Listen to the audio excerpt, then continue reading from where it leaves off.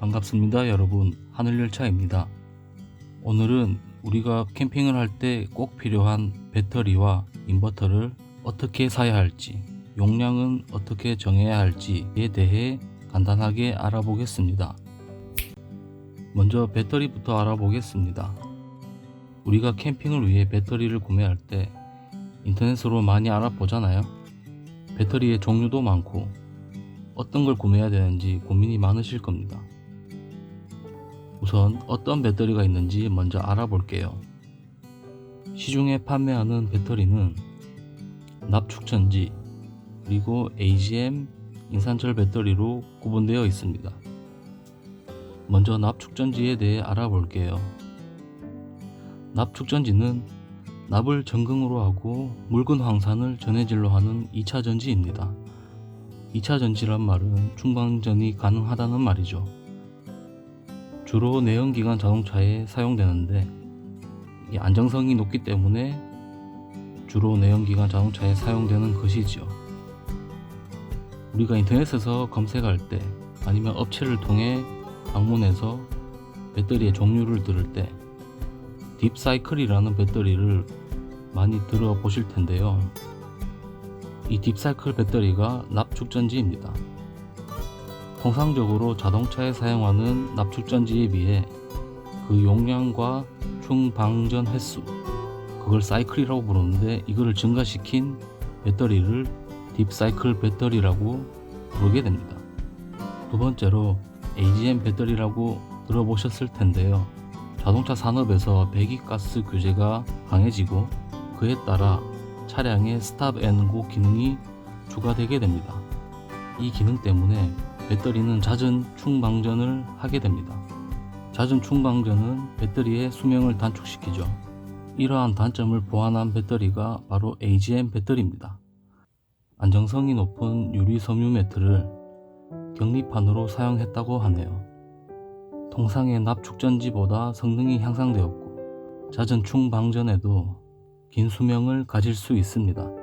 또 그만큼 에너지 효율도 좋다고 하네요. 마지막으로 요즘 제일 많이 사용하게 되는 인산철 배터리입니다. 자주 사용한다는 말은 그만큼 가치가 있다는 뜻이겠죠. 인산철 배터리는 일반적인 리튬이온 배터리보다 폭발 안전성을 높인 것인데요. 90% 방전 후에도 1000회 이상 재충전이 가능합니다. 또 1000회 이상 충방전 후에도 80% 수준의 용량이 유지가 가능하다고 하네요. 앞에서 말씀드렸던 납산 배터리에 비해 3배 이상의 수명을 가지고 있습니다. 그래서 이 인산철 배터리를 캠핑카에 많이 적용하게 되는 것이죠. 그럼 앞서 말씀드린 이 세 가지 배터리를 한번 비교해 보겠습니다. 먼저 딥사이클 배터리라고 알고 있는 납축전지는 수명을 2년 정도로 보시면 되고요. 인산철 배터리에 비해 그 가격이 20% 수준이죠. 에너지 효율은 50% 정도 된다고 보시면 됩니다. 그래서 실제로 제품에 적혀 있는 용량 대비 반밖에 사용할 수 없다고 보시면 됩니다. 그 다음으로는 AGM 배터리. 딥사이클 배터리에 비해 수명이 훨씬 더 길죠. 그만큼 가격도 비쌉니다. 또 효율도 20%나 향상되어서 70%의 효율을 가지고 있다고 하네요.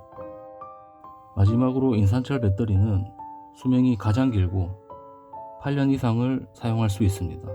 그래서 이 배터리를 요즘 많이 쓰게 되죠. 캠핑카의 수명과 거의 비슷하게 갈 수 있습니다. 대신 비싸다는 게 단점이 되죠. 또 비싼 만큼 그 값어치를 하게 되는데요. 에너지 효율이 아주 좋습니다. 90% 이상이 된다고 하네요. 우리는 캠핑의 취향과 사용 목적을 고려하여 선정을 하면 됩니다. 예를 들어 간단한 캠핑은 딥사이클, 하드한 캠퍼는 인산철, 그 중간은 AGM 배터리를 선택하면 되겠네요. 그러면 전기 사용 시간을 한번 계산해 보겠습니다. 우리가 전기 사용 시간을 계산하기 위해서는 가지고 있는 배터리의 전력량을 알아야 하는데요.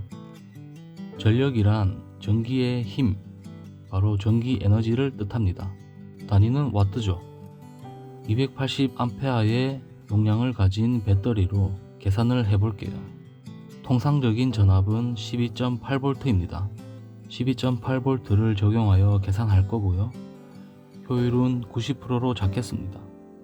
그러면 전기 에너지는 280A 곱하기 12.8V 3584W가 되는데요. 우리가 쓸 수 있는 전기량이 이만큼이라는 의미가 됩니다. 여러분이 가지고 있는 전기 제품의 소비 에너지만 알면 사용시간을 계산할 수 있습니다. 그림과 같이 제품에 붙어있는 태그에서 소비 전력을 확인하면 되는데요. 이 그림에서는 1850에서 2200W로 표시가 되어 있네요. 그러면 2000W로 잡고 사용시간을 계산할 수 있습니다.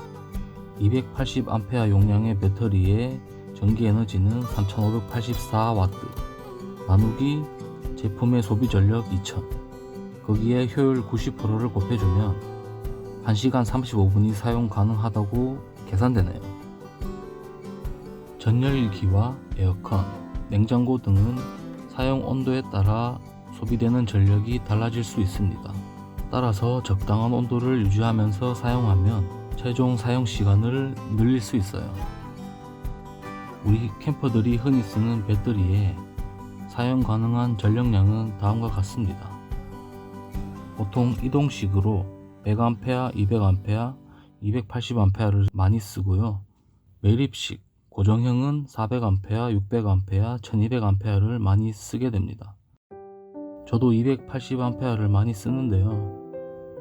280A 이상의 배터리는 너무 무겁기 때문에 사실상 들고 다니기 어렵다고 보시면 됩니다.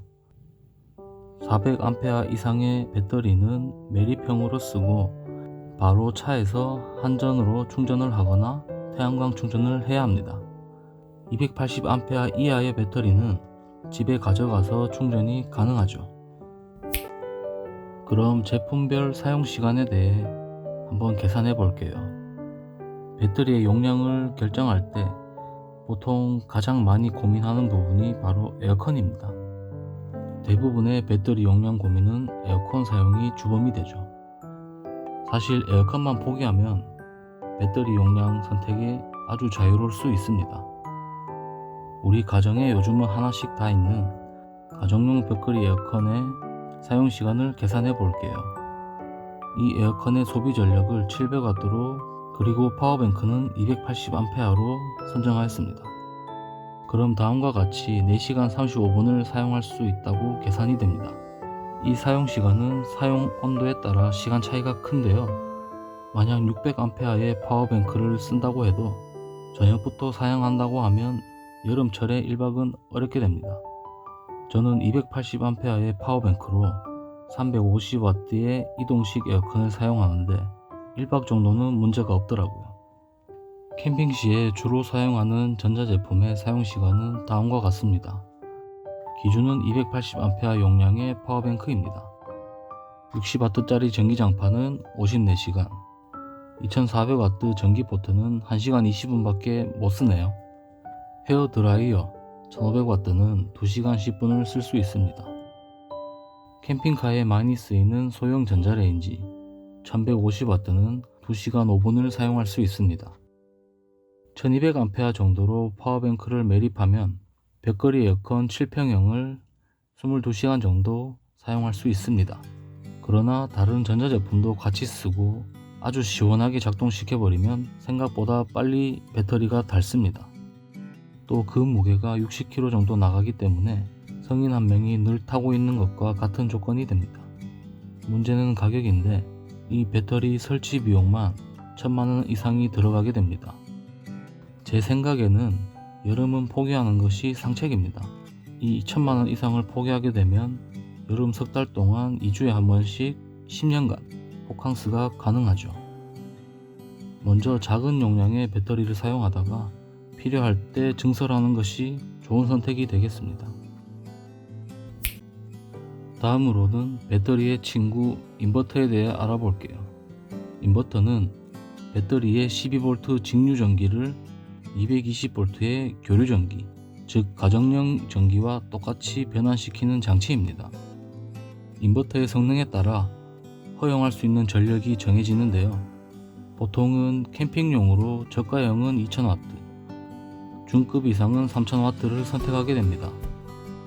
인덕션과 전기포트 등의 고용량 제품을 안정적으로 사용하려면 3000W 정도의 인버터가 적당합니다. 너무 저용량의 인버터를 사용하면 여러가지의 전자제품을 동시에 사용하기가 어렵습니다. 만약에 사용하는 인버터가 1000W짜리라면 1200W의 전기포트는 사용이 불가하겠네요. 따라서 인버터의 용량은 캠핑의 취향에 따라 결정되게 됩니다. 이건 팁인데 중고 가격 방어는 3000W가 2000W보다 좋습니다. 그럼 우리는 어떻게 인버터를 구매해야 할까요? 이 인버터를 구매할 때 가장 주의해야 할 점에 대해 알아보죠. 첫 번째, 검증된 업체를 통해 반드시 구매해야 합니다. 검증된 업체들은 인터넷에서 블로그나 카페를 운영하며 AS가 적고 불만이 없습니다. 물론 불만이 아예 없는 건 아니죠. 두 번째로 순수 정연파인지 유사 정연파인지 확인하고 구매하셔야 합니다. 보고 있는 제품들 중에 가격이 아주 저렴한 것은 유사 정연파일 가능성이 높습니다. 정연파라는 것은 우리가 학교 다닐 때 배웠던 사인파를 의미합니다. 사인은 교류 전기를 의미하죠. 전류의 크기와 방향이 사인 곡선을 따라 계속 바뀌는 것을 의미합니다. 직류 전기는 전류의 크기와 방향이 일정하죠. 인버터는 직류를 교류로 바꿔주는 전자제품이라는 것을 말씀드렸는데요. 교류, 이 정연파는 순수 정연파와 유사 정연파가 있습니다. 순수한 정연파라는 것은 완전한 사인 곡선을 의미합니다. 이에 반해 성능이 약간 떨어지는 유사 정연파 인버터는 완전한 곡선을 만들어내지 못하고 그래서 순수 정연파 인버터에 비해 가격이 싼 편입니다. 모터와 같은 회전체가 포함된 전자제품을 사용하고 이것이 고가라면 순수 정연파 인버터를 사용하는 것을 권장합니다. 인버터의 성능이 제품의 성능이나 상태에 영향을 줄 수 있기 때문이죠. 반대로 조명, 히터, 충전기, TV 등의 제품은 유사 정연파 인버터로도 충분히 사용 가능합니다. 자, 그럼 어떤 인버터를 구매해야 할까요? 다음의 6가지 항목을 고려하시면 됩니다. 첫 번째, 반드시 검증된 업체를 통해 구매한다. 두 번째, 너무 싼 가격의 제품은 신중히 확인하셔야 됩니다. 초저가의 중국산 제품은 사용하기에 위험할 수 있습니다. 세 번째, 캠핑 취향에 따라 사용하는 전자제품의 소비 전력 총합을 꼭 따져보아야 합니다. 네 번째, 순수 정연파, 유사 정연파를 꼭 확인하고 구입하여야 합니다. 제품 설명란에 순수란 말이 없으면 이 제품은 유사 정연파일 가능성이 높습니다.